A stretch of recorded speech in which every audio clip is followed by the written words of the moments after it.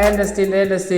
I wish I've made this whole episode about crop doctor, but nonetheless, there will be another day we will really get into it and how you manage to penetrate the whole of Zimbabwe. The one thing that I really want to discuss about today is the paper that was part of the International Conference on Appropriate Technology, which was the 11th event.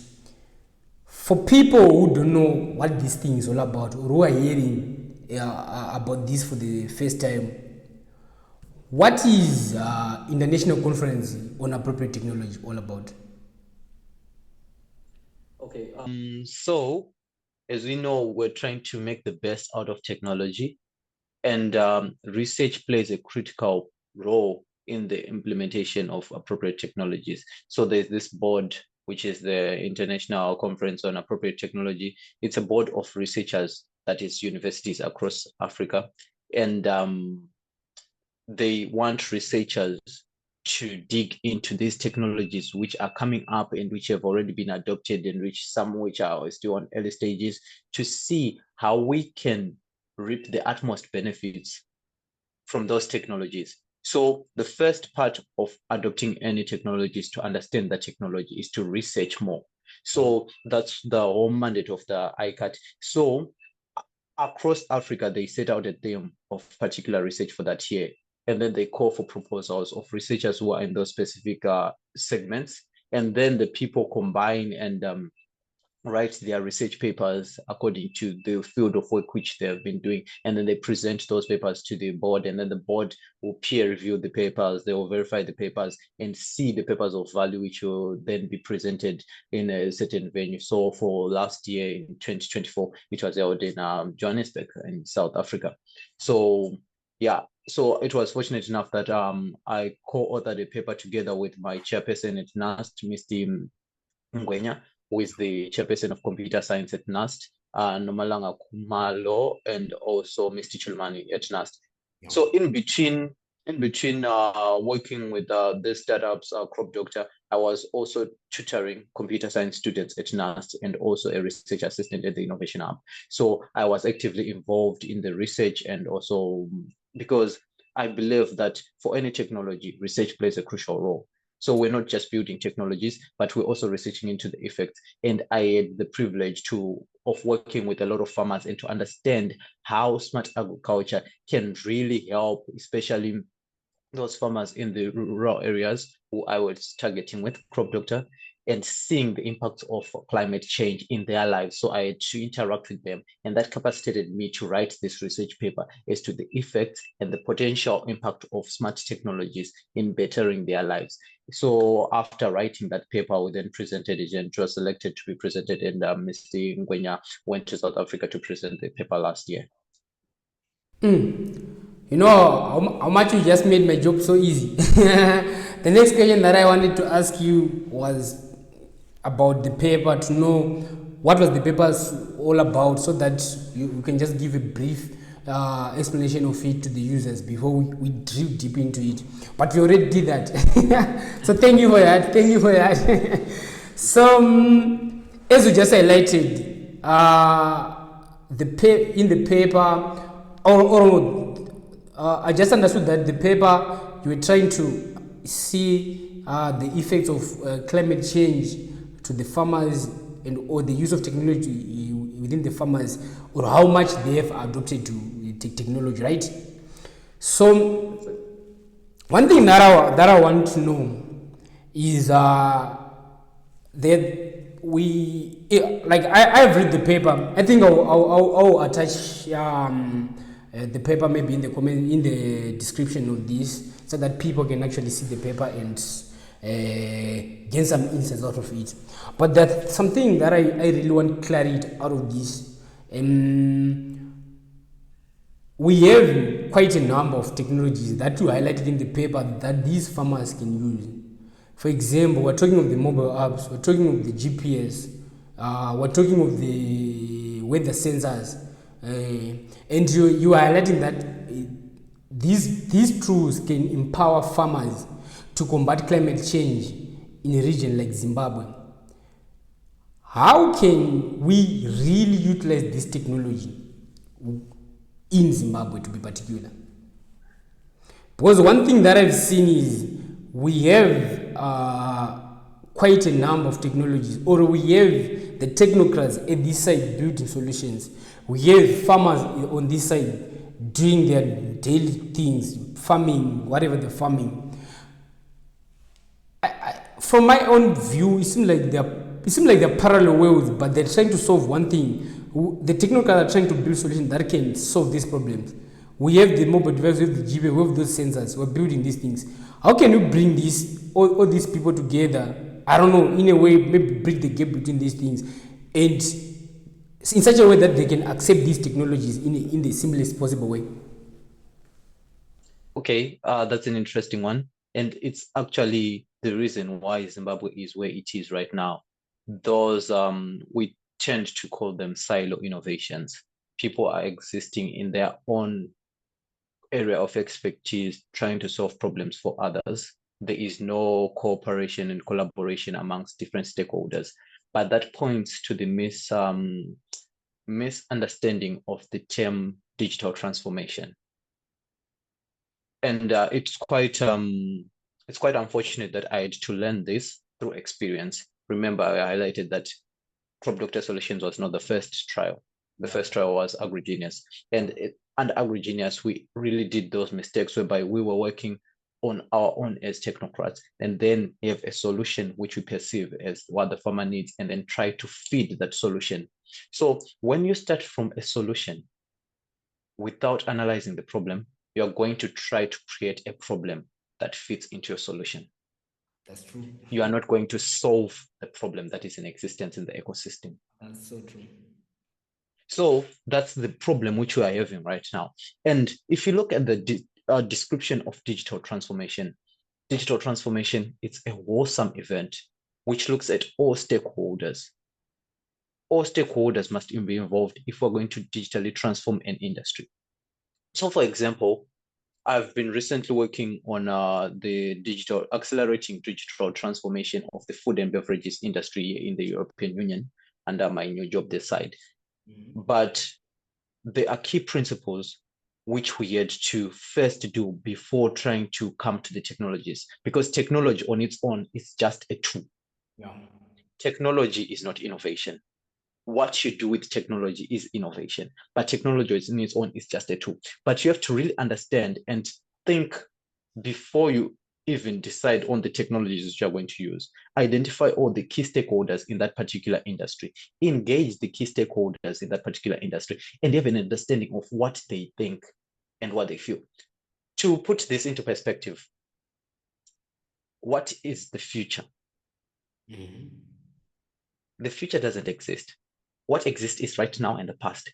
The future is a figment of our imagination. So what I imagine the future to be is shaped by my experiences, my competencies, and my present circumstances. So I have my own version of the future, which I know I can create based on where I'm at right now. You have your own version of the future based on what you know you can do, and what you know you can add to the future. So if we want to create a future together, we have to first understand what you think your future looks like, what I think my future looks like. That way I will understand that the future tomorrow might be like this because of your capabilities. And I add my capabilities to that, and I can impact this on that future. So the future is created. As it is right now, as it stands, the future is just a figment of our imagination. So you have to involve all these stakeholders to understand them. So coming back to agriculture, the farmer perceives a problem and they perceive where they want to go. That is their future. I perceive what I want the farming industry to be like according to my capabilities as a technocrat, but I do not have the capabilities of the farmer. So I'm only one-sided. But if we come together and discuss, the farmer tells me the problems they have, they share with me their experiences. That way I understand what the future looks like to them. Then I explain to them based on my competencies and my experiences, what I envision the future to be. And then that collaboration between myself and the farmer, being the technocrat and the farmer, we build a more comprehensive future which embodies smart agriculture. And that more comprehensive future is a wholesome future. So the first thing we have to understand is multi-stakeholder engagement. Before digital transformation can be started on, it's a journey which we have to embark on, but there is need to understand all the key stakeholders in that particular area and communicate, because you have to have a shared vision. As long as you do not have a shared vision, you're not going anywhere.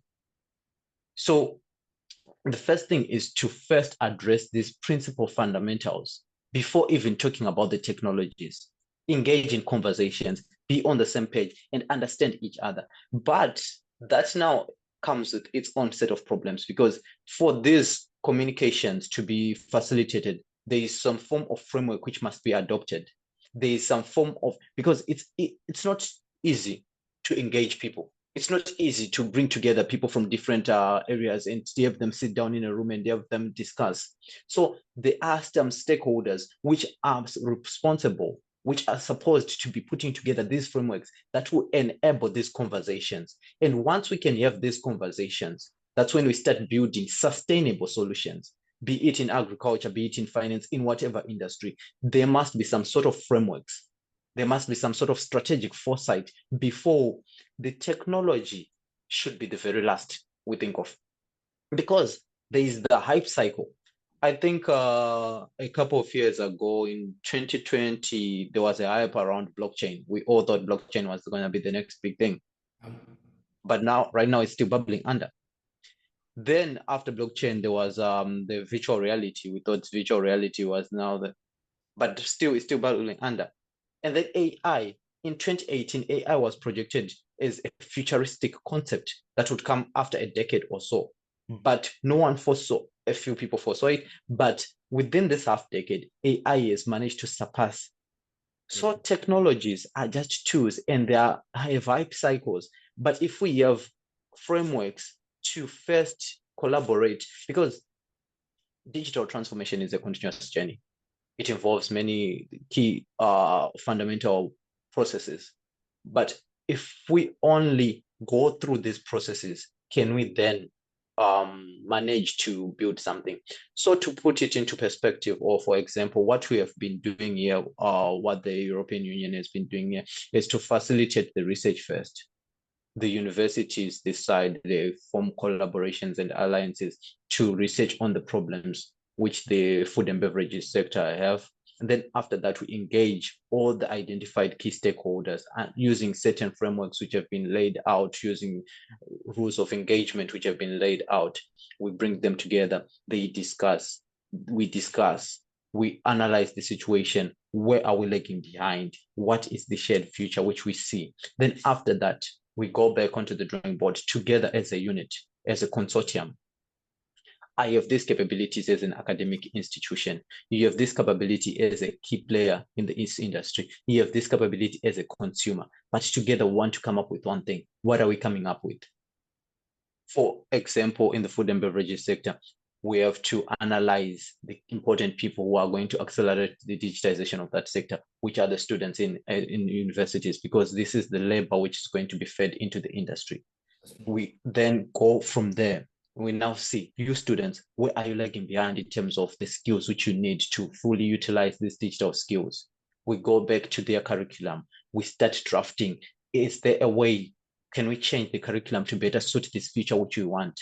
Can we do, what else can we do? We introduce summer schools, we introduce boot camps. And then, you see, it's a continuous motion. It's a continuous journey of digital transformation, but it has to be a wholesome part. That's one thing which we're really lacking at as Zimbabwe. There is no room for discussions. We just want to push whatever I think of the future is. I want to push it onto someone, but without really that communication frameworks for understanding each other, we're not going to do anything before we even talk about the technology. Yeah, we have highlighted this. The main reason even why we started this podcast was to try to bridge the gap between the general use of the technology that we build and the people who are in tech. That's the main reason why I started this thing. And what we are just saying is pointing literally the same direction as the main reason, the reason why I started this. But one key question that I have is, who should start who should create the platform, or who do you think should create the environment that will allow we, the people in tech, and the general user, or even the farmers, to interact? And at the same time, in the paper, you highlighted one thing when you said the study was actually calling for better infrastructure and education. Is there any policy change that you think should be done maybe by the government that may help us accelerate this whole technological revolution of some kind? I don't know. The short answer to that is everyone. Okay. Everyone should play their role. I remember one of my speeches, I always pointed out that digital transformation, or the future I have for Africa, is great. A self-sustainable Africa who is able to utilize his resources and feed even others. But it is a team effort. And I, as Nkosikhona of Crop Doctor Solutions, have started playing my part.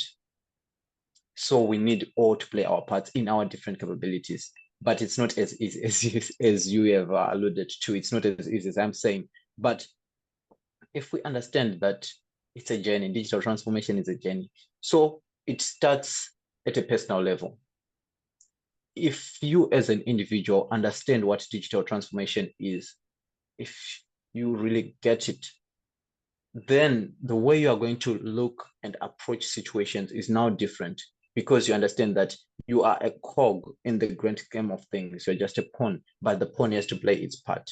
So that way, once everyone on their individual capabilities understand what digital transformation entails and one understands what we want to do, then when you go to your workplace, you start looking at opportunities to advance the vision of digital transformation.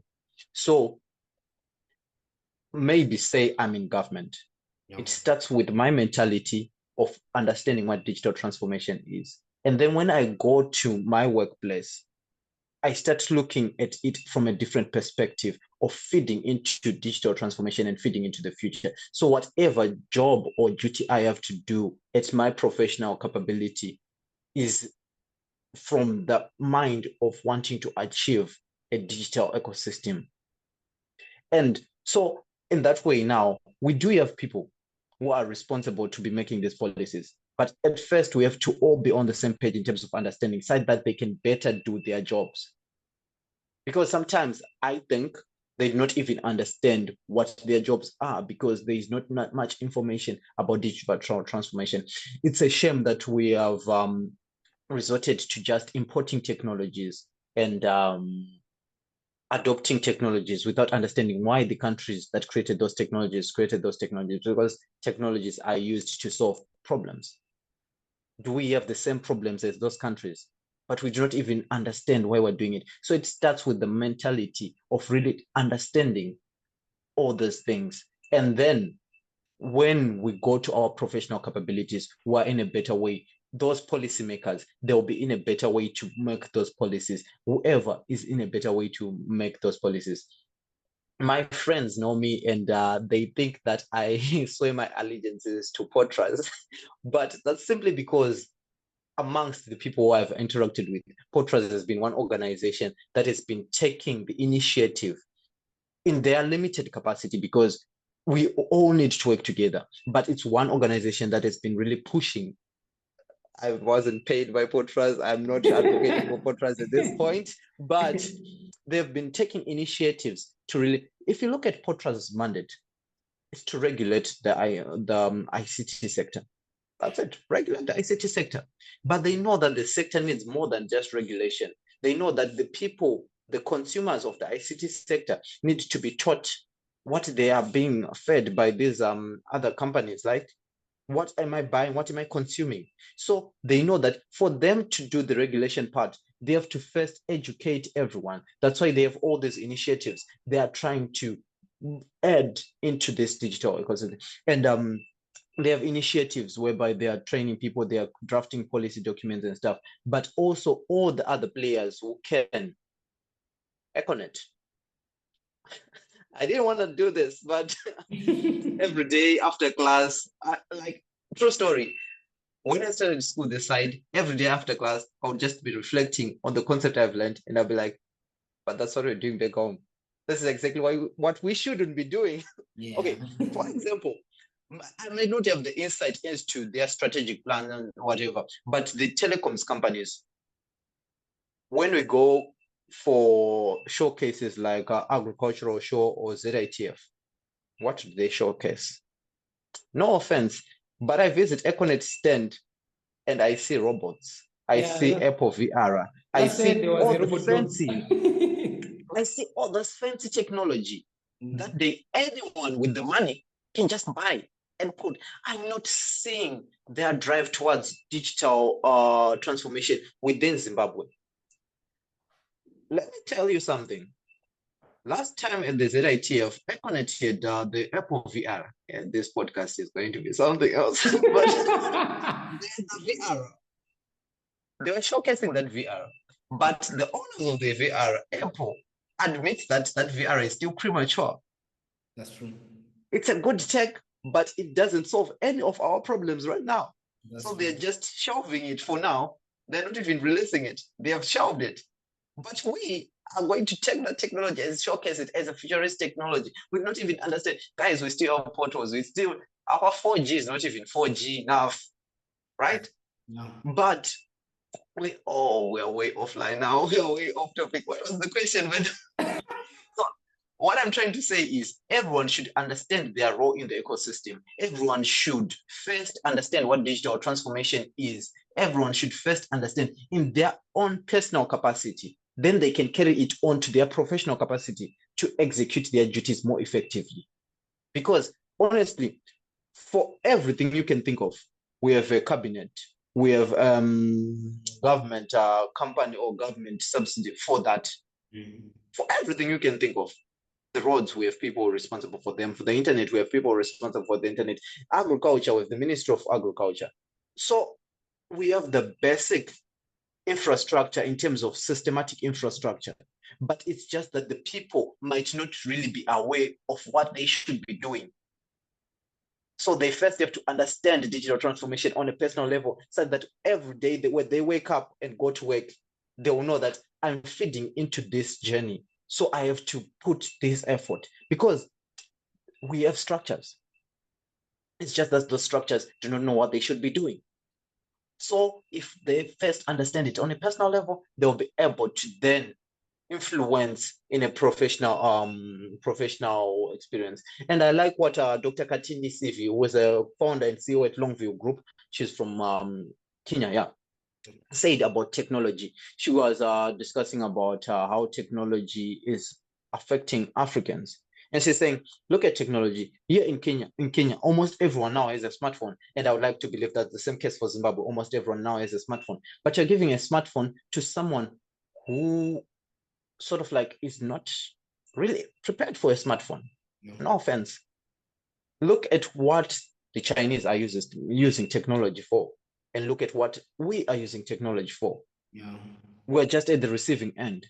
That's true. But technology has the potential to level the playing field. But because mentally we're not ready to make the best of. But anyway, you actually explaining something good. And from what you explained, there's one key thing,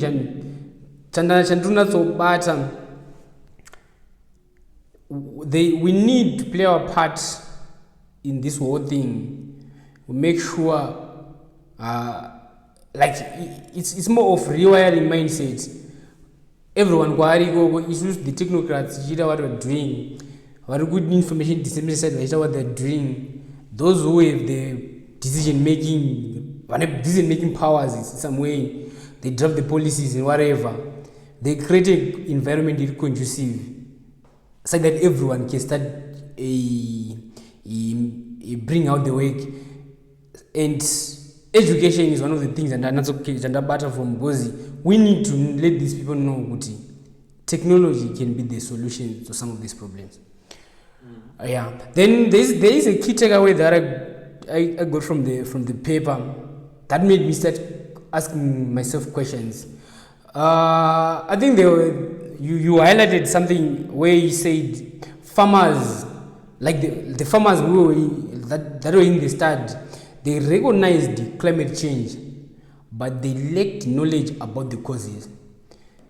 Like that triggered me and started thinking with him. This thing has been happening a lot where you can see, like, actually, it amuses me in a way with him. Let's take, for example, I got a car, and I see now there is an issue with this car, but I don't take any action to see where the problem is. That's literally what I got out of this. With people actually seeing that climate change is real, climate change is happening, and they know how it's going to affect the way they are doing the farming, how it's going to affect the yield at the end. But they lack knowledge about the causes. They are not, in a way, I don't know if they're looking for the causes or what, but it said they lack knowledge about the causes. Now that's made me asking myself, how can you bridge the gap between awareness and actionable solution? I know, I'm aware there is this issue, but I'm not taking any action. How can you bridge the gap in between that? So it's a two-sided problem. Yeah. To explain why I came to the conclusion, Kuti, that farmers are aware of climate change, but they might not necessarily be aware of the causes and stuff. Yeah. Is they see that the weather patterns have changed. Yeah. We're expecting rainfall in November. Yeah. But the past couple of years there have been droughts, and the rain patterns that are becoming more and more unpredictable. That's climate change. So that's the definition of climate change, which is being caused by global warming from a scientific perspective. Yeah. And they do not know, they do not term it that way. They just see the symptoms of this thing. But at the same time, that particular farmer was telling me that I know that the rains are changing. They're still going to cut down trees for firewood. That's true. Whilst they're complaining that there is no rain this year, they are still continuing to go and cut down trees for their day-to-day living. So, you see, already they acknowledge the impact of climate change. They are feeling the impact of climate change, but they might not really understand why it is what it is, because they are then feeding into climate change by then going and cutting down trees. And there have been efforts to really spread the information, but now this is from the farmer's perspective, right? Then there are people who are responsible for climate change actionable goals and stuff, which is government organization, which is your EMA, those are the people who are supposed to research into climate change in our own perspective as Zimbabwe. Then after researching it, they now have the understanding of what climate change is. Then they have to find ways of translating that knowledge to these people. Because it's one thing to write a paper like that paper of mine, but if I'm going to give that paper to a farmer right now, they might not really grasp the knowledge of that paper. That's true. Because the way it has been presented to them. So research and writing papers and acknowledging the problems from the research perspective, from what the government organizations and the likes of M have been doing, that's good. But you then have to come up with ways to communicate the knowledge. It's not just about taking whatever paper I have written and putting it to the farmer. They might not understand. The point of education is making sure that they understand the knowledge that is contained in that paper. Check that knowledge. So you take that knowledge, you give it back to the farmer now. I applaud what some of these organizations have been doing, because I've seen some of Sabuk Varazip skits addressing issues to do with climate change and stuff like that. You have to understand your target audience. Who do you want to communicate to? It's the small scale farmer in remote areas. How do they usually communicate? How do they understand information? How should I package my information? We have radios across Zimbabwe. Radio coverage is quite intense. It's quite good. We should have more shows talking and taking these people step by step. Because one day I might just accidentally tune into a radio channel and I hear a part about climate change, then the next day, that's it. I'm totally hearing something different. So it has to be intentional dissemination of information. Once it's intentional dissemination of information actually requires a specific measure of our objective. After we've disseminated information, are we following up to see the impact of that information dissemination?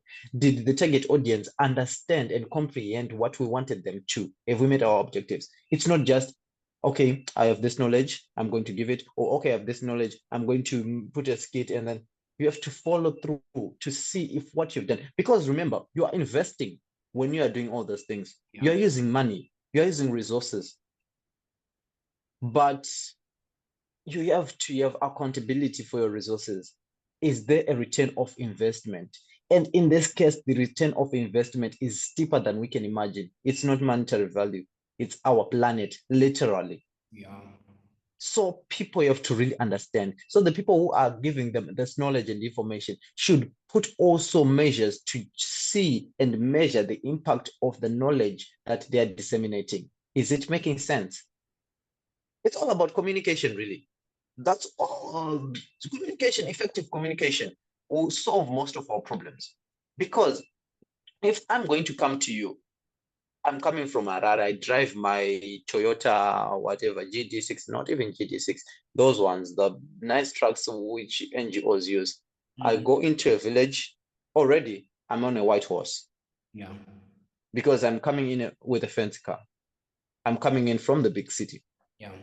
And then how I approach a person in the village, because already they have a preconceived notion of me.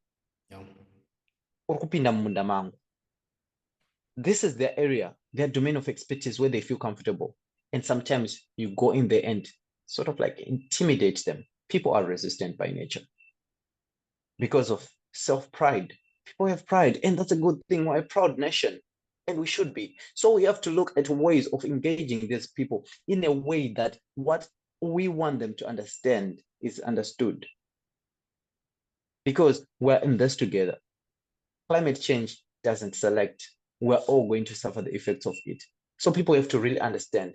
But once you have set your mandate to conscientize people, do it wholeheartedly. Don't do a half-baked job at it. Make sure that, because you have already dedicated yourself to it, you might as well as follow through. You might as well as dedicate your resources to seeing that whatever I have set myself to do is done. You have key performance measurement matrices in your initiatives to really see that the people have understood. So there's a lot that can be done in terms of information spread, and a lot is being done. I agree, but we have to see how we're seeing it, and are we reaping results of what we're doing with it. So intention and follow up. That's really key things here. One thing that I've seen with the technological solution that we build, first thing is rejection from the society. No matter how good the product is, no matter the intention that we have, mostly it's for the betterment of the people. It's the betterment of the daily lives of the people. There is always rejection, and people tend to keep on living in the old way that they were doing things, and so at the same time we've got some solutions that may not be as feasible as they are more to the general user. Those three key things. So as a way of wrapping up, I just want to know, do you have any ICT solutions that you have seen that have been applied in agriculture that have transformed the rural community in terms of addressing this whole climate change thing, and the warm and the modern way, the modern climate smart agriculture way? Can they coexist in the same way with the traditional farming practices? Because the one thing that I know is difficult is taking these people from their old ways of doing things completely and introducing a new way. So can the new ways, the smart ways of doing agriculture, can they coexist with the old way of doing agriculture? At the same time, remembering that whatever the other ways that they were doing are affecting climate change. And do we have any other solution that you think that we have seen being applied in agriculture that have worked and that we've admired, no matter they're in Zimbabwe or outside of Zimbabwe? The first point I would like to point out is people reject technologies because those technologies are not built for them, if we're being honest. Yeah. We have intentions. When I build a technology, if money and profit is the first thing that's in my mind when I'm building that technology, then it means my client is no longer somebody who I want to help, but someone who I want to profit from. So when you come with your technology, the first thing I think is what's in it for you? What are you going to gain? And already that's enough to make me want to resist your technology. What's built for me without me is not mine. So engage the intended users, make them have ownership of the technology, and then they can easily adopt it. It's as simple as that. So it first starts off with how you're building the technology, how you're doing it. So engage, user engagement, make them feel they are a part of this, and then they will advocate for your technology amongst themselves. That's the first thing I just wanted to point out. And then in terms of can smart agriculture technologies coexist with what you tend to be traditional methods of technology of practicing agriculture? Yeah. It comes down to your definition of smart agriculture, because we have been practicing smart agriculture long before we termed it smart agriculture. Okay. I would like to point out the Pfumvudza scheme. Yeah. That's smart agriculture. Okay. That's smart agriculture because we are conserving the land. We are only using the portion which we want to use. We've always been practicing smart agriculture. We're using cow dung before we knew that it was organic fertilizer. Yeah. We're using cow dung before we knew it was organic fertilizer. That was smart agriculture. But the problem is we often associate technology with innovation. In as much as technology is a key driver of innovation, but innovation is not technology. Innovation is just working things more effectively and easier. If you're going to use technology, then do it, but there are other ways to be innovative, and especially in smart agriculture, given that our current infrastructure does not necessarily support the use of technology in agriculture. We have to look at other innovative ways. Thus, I pointed out the Pfumvudza, which was a good thing. I remember growing up, we would practice crop rotation. Yeah. It was sort of like general knowledge that long ago people this time, the next time you're going to plant whatever, is it green beans or whatever, Nemo and stuff like that, that crop rotation is good for the soil. That's smart agriculture. But what we can then now do is, if we can use technology, is to use technology to suit that. Because if we want to completely change the way agriculture has been done, it's been working. What I'm doing is working for me. So why should I invest my time, effort, and energy into what you want to tell me, when already at the end of the year, I can harvest something, no matter how little it is? I'm used to it. It's working. People love familiarity. So we have to find a common ground. What I would advise is knowledge dissemination. Let's start from there. If we could have, because look at all these things, like Pfumvudza, is there a way where it is really documented? Can I go right now on my mobile phone and see good farming practices, detailed, why we do this? I do not think so. So if we could start by using technology to disseminate information, and it's pretty easy.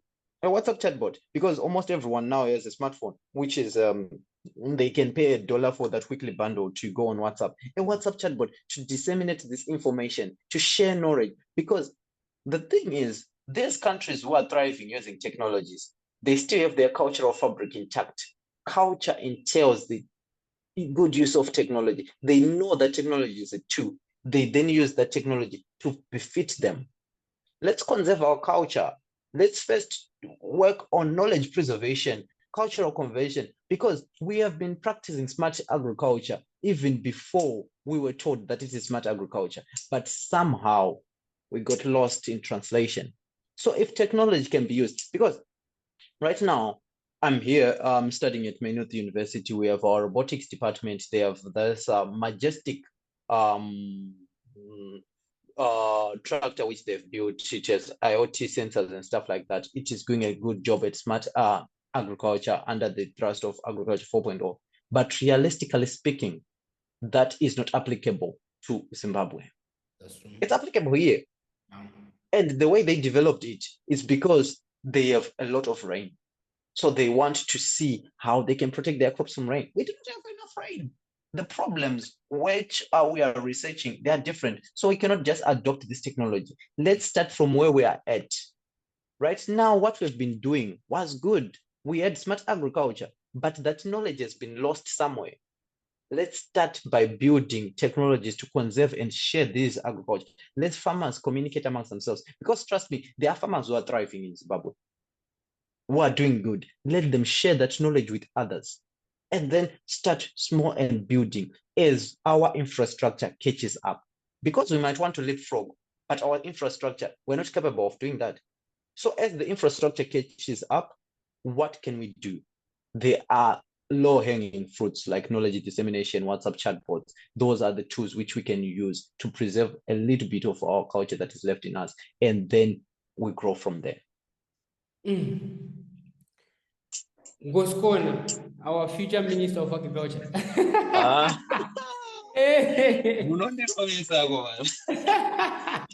Right. So, any last word before I jump to the last question of this episode? The last words I would like to say is after every class, as I said, after every class this side, I always reflect back at home. What could we be doing different? Yeah. And I've been burning for a platform. I almost wrote another paper, but yeah, it's taxing to write a paper. And now Yeah, the levels are different. It's now different because the peer reviewers this side are a little bit intense. So I cannot really just put it into paper. But there are a lot of things. We do have the potential. There are a lot of things which we could be doing, but it starts from having conversations and being honest with ourselves. We have to really assess where we are at, where we want to go. But right now, for some reason, we want to make ourselves feel good. So we lie to ourselves about the reality of the situation where we are at. We pretend as if things are okay. We are technologically advanced, but we're not technologically advanced. We cannot use the bare minimum of technologies, MySQL databases. Yeah. We cannot even make the best use of those, but want to jump to blockchain. Let's be realistic about where we're at. I do love my TV shows. I watch TV shows, but there's one TV show, it's called The Newsroom. And a quote from The Newsroom is, the first step to solving a problem is to admitting that there is a problem. Because as long as you're oblivious of the fact that there is a problem, you're not going to be doing anything to try and solve it because you're in your comfort zone. There is a problem with the technology landscape in Zimbabwe. Once we all agree to that, we can assess ourselves. Where are we at? What do we need to do to be where we want to be together? But let's first admit that we're not there.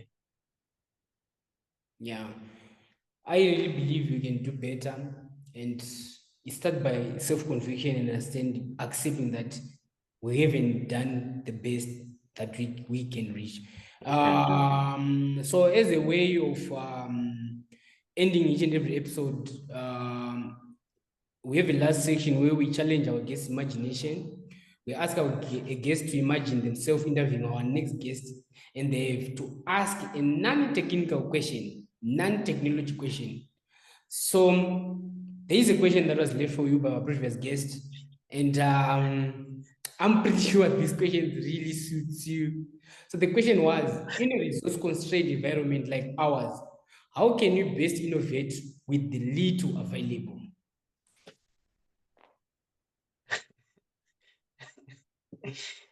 Resource constrained, Yeah. questionable. We have vast resources. Okay. We like that's one of the things that I got to appreciate the vast resources that we have as countries in Africa. We have vast resources, trust me.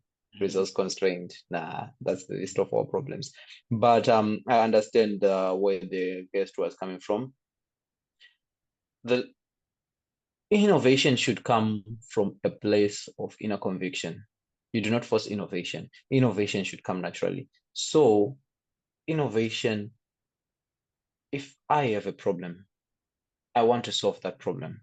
Yeah, Because if chances are, if I have a problem, many people also have that problem. that's true. So we should just start being problem solvers. Be intentional about assessing our environment to solve the problems which we have, no matter how little impact you think it may have. But because you have faced that problem, chances are someone also is facing the same problem. And if you create a solution to that problem, you can then give it to the next. So it's about a culture of innovation. And a culture of innovation at its core is a culture of being on the lookout for problems and solving the problems. Mm.